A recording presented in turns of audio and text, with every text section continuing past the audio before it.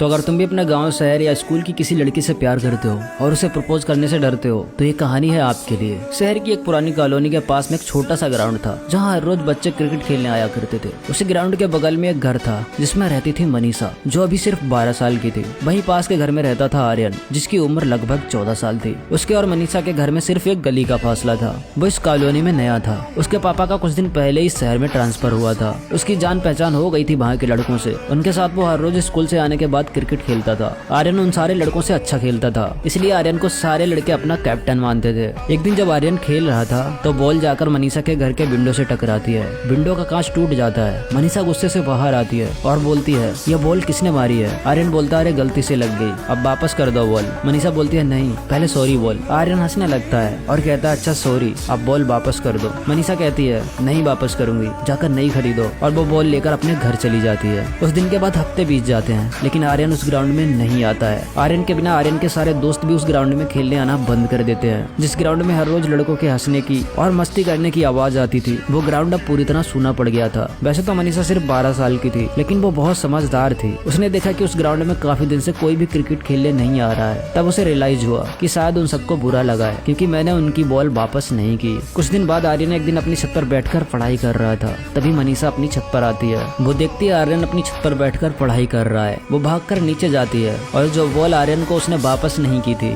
उस बॉल को उठाकर जल्दी से ऊपर आती है और उस बॉल के ऊपर मारकर पेन से बड़ा सा सॉरी लिखती है और फिर आर्यन की छत पर उसे फेंक देती है। बॉल आर्यन के पास जाकर गिरती है। आर्यन बॉल उठाता है तो देखता है उस पर बड़ा सा सॉरी लिखा है। फिर वो पीछे मुड़कर देखता है तो उसे दिखाई देता है मनीषा अपने दोनों कान पकड़कर उठक बैठक कर रही थी और धीरे धीरे बोल रही थी, सॉरी, मुझे माफ कर दो। आर्यन को मनीषा की याद बहुत पसंद आती है। आर्यन मनीषा को देखकर हंसने लगता है तो मनीषा शर्माकर नीचे भाग जाती है और फिर यहीं से स्टार्ट होती है मनीषा और आर्यन की कहानी।